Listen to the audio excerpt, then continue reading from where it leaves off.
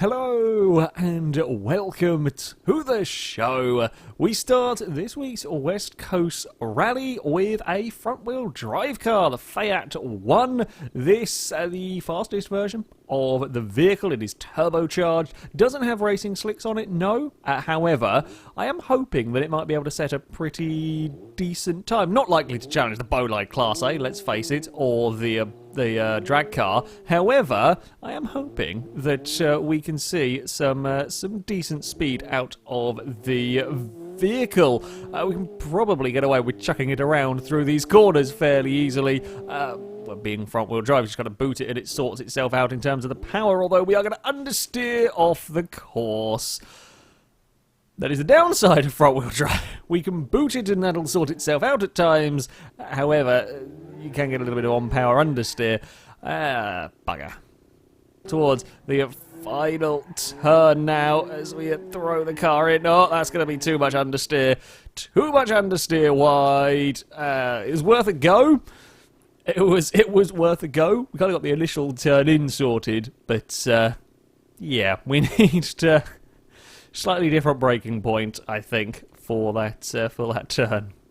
Yeah, there is a fair bit, or I think there's a fair bit of understeer from the car. Oh, I've turned in too soon. Oopsie. Oopsie indeed. Having gone from quite a few vehicles that have actually carried fair speed through the hairpin, it feels like this is struggling. I'm not sure if it is, it just feels a little bit like it's struggling. However, if you do turn in too much, it doesn't take much to topple the Fait. A little too late, I think, on the brakes through there. Yeah, that's going to throw me way out as we head through Rockingham. Ow! That's a dead Fait. Oh, that's a very, very poorly car. I've actually bent the entire front at almost a 90-degree angle to where it was. I was out wide and trying to carry as much speed as I could through Rockingham, turning a fraction too soon. You just ping off the wall and then you're done for. And we've hurt the car so much, the bonnet's vibrating.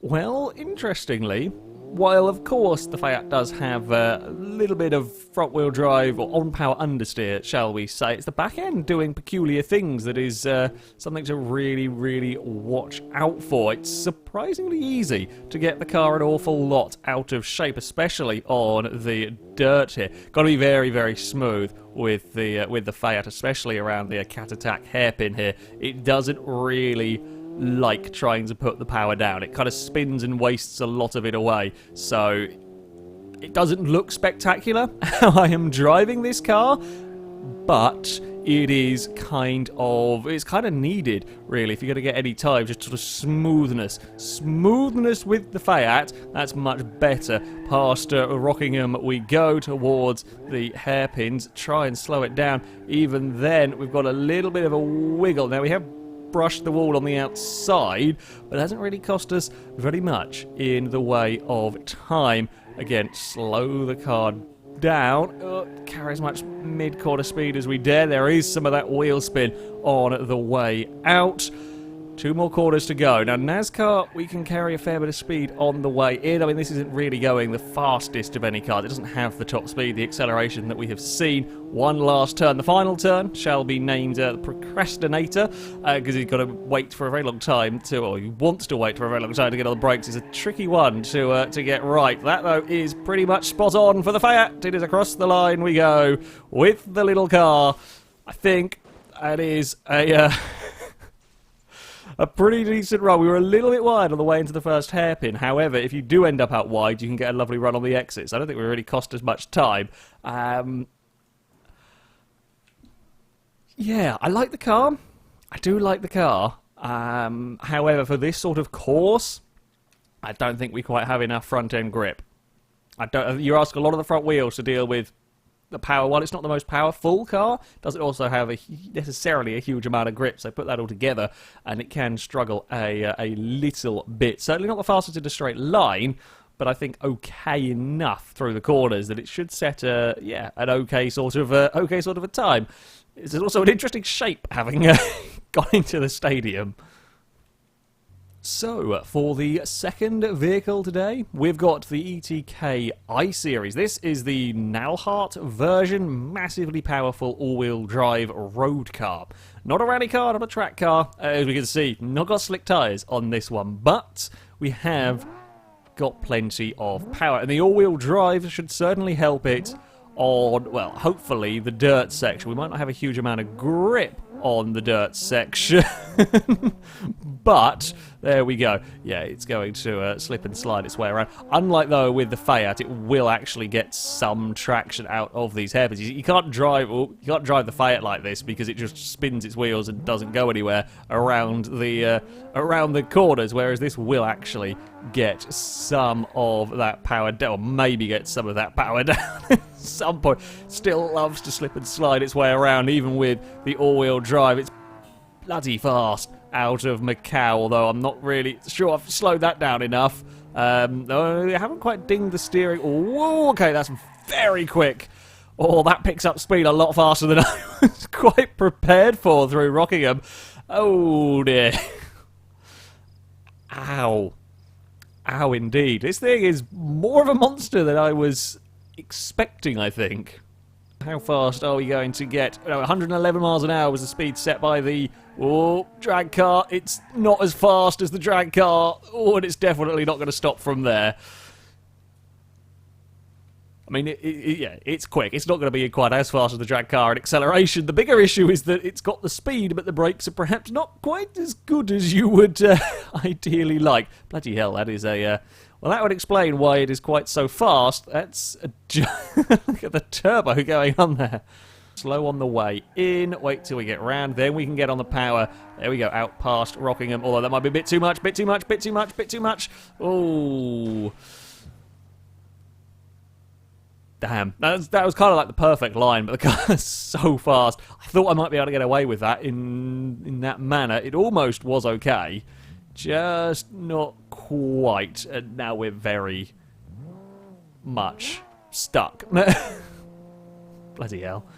Patience now, we can get on the throttle. Big slides from the I-Series. We get away with it though, up towards this final corner. That's 102 miles an hour. We might just about get away with it. No! No! That's the front end gone. I was on a bit too tight a line on the way in. I'll be honest, I was on too tight a line on the way in. And... thought I might have had the grip to get away with that. The answer was no, we did not at all. Well, for such a crazy fast car, a car that's getting me in plenty of trouble further on through this stage, I am surprised it's not that bad around the dirt section. Now, admittedly helped by the fact that it is a very low speed section. I mean, we're barely getting much above 40, 50 miles an hour. But that being said, it's, yeah, fairly controllable all around here. I think perhaps using the turbo lag to my advantage will also help matters there. And of course, yeah, we're not having to do any big stops because we're just simply not going fast enough to have issues there. That's at 80 miles an hour before. That's a lot of speed. It's a crazy amount of speed. Bit of understeer from the car on the throttle, little lift through Rockingham, and then immediately on the brakes for this hairpin. Yeah, it's terrifying. Terrifying on trying to slow it down for these corners. We are, though, through the first one, up towards the second one. I think that might be a little bit... Oh, no, we got away with that one. Under brakes as well, and then we can stamp on the throttle out the other side. Make the most of that acceleration briefly, because you're going to have to really slow the car down for NASCAR. Oh, very nearly brushed the wall. However... we didn't hit the concrete, so we're okay. It's slithering and sliding its way up towards the final turn. It's a better line this time around from the I-Series. We can get on the power, run it across the line. Okay, can we clear the stadium? Not quite. Not quite. That's a brutal car. That is a brutal... I've driven the I-Series race car a few times, the rally car a few times, and so on, and I don't think I've ever driven this version before. I see a few people wanted to see me try it out. It is a lot more brutal than I was prepared. It was a lot more brutal than I was prepared for. The biggest issue, almost, if you like, is the brakes. It just doesn't slow down for the... It does slow down for the corners, but it's going so fast it doesn't feel like it slows down very well at all. I will be interested to see what that has done in terms of its stage time, though. I will be curious, because it was pretty good through the dirt, and that acceleration is mighty, so it could be pretty damn fast. The final vehicle to go today is an interesting one. This, the late model stock car. Now, it led the Pine Hills Rally for quite some time. Okay, it did eventually get beaten by the likes of the VR6 Covert and so on, which is kind of to be expected. This did very, very well. This did very well indeed for a vehicle primarily designed for oval racing and so on at the Pine Hills Rally stage. Here, might stand a pretty good chance again. It didn't like the bumps at Pine Hills, and there's not as many bumps around this course. There are some problem areas for it, like the dirt, for example. It might not be a big fan of this, I don't really know. We do have some lovely slick tyres on this, so when we get to the tarmac stage, oh, it doesn't like the dirt. It does not like the dirt. Okay, small issues. Small issues. It doesn't actually turn on the dirt. That's something to be concerned about. The long gear ratios might help it. They might actually hinder it in some ways for getting wheel spin if we need it to turn around those. Yeah, this is going to be an interesting one. Okay, attempt 2 at tackling the dirt corners. We are... Oh, God, that's problematic. Now we've got a bit too much steering. Yeah, he doesn't like the dirt sections here. It really struggles. How are we going to get around Chiliad? Can we get around... Oh, we're going to kind of... Yeah, we can kind of throw it in. We might have to go to that to actually get it around those corners. It probably won't like the cat attack hairpin particularly either. We don't have a working handbrake to deal with Chiliad to help us. And if you go too eager on the throttle, it is just going to spin and then bury itself in the wall. There's a really fine line between getting this car around a corner and spinning the damn vehicle. How fast is it going to be up towards NASCAR? It's 87 miles an hour. We can potentially be even later on the brakes there. Oh, it's going to go round. Yeah, brakes are very, very good on this car. It does a very good job at getting stopped. However, a little bit too much throttle, and around we go again. Up towards this final corner, we can probably be very brave through there, can we? Oh, we can be very brave through there. However, back end didn't quite have enough grip to go with the front end in all of that. Ouch. I'm also not quite sure why is the car vibrating? Why is the screen vibrating? Is that a concussion from the impact with the lamppost there? I mean, we're not going to see crazy deformation on this race car because, well, these are very, very strong. But yeah, I think the race car itself might have got a concussion from that particular crash. Well, the current issues we are running into, not only is it difficult to get it to turn, but the bodywork or the general car is so long and the bodywork keeps getting caught on the rocks, and that then makes matters worse when it comes to trying to turn the car through these corners. It is at least easier to steer this car with the rear than we saw with the 200BX, because this is a lot more a consistent vehicle. Oh, don't get caught there. Thank God for that. Yeah, this is a lot more consistent vehicle in its handling. It doesn't kind of get twitchy and grumpy in the same way that the 200BX did. So for that, I am very glad. And that was probably the best I've got it through the dirt section so far.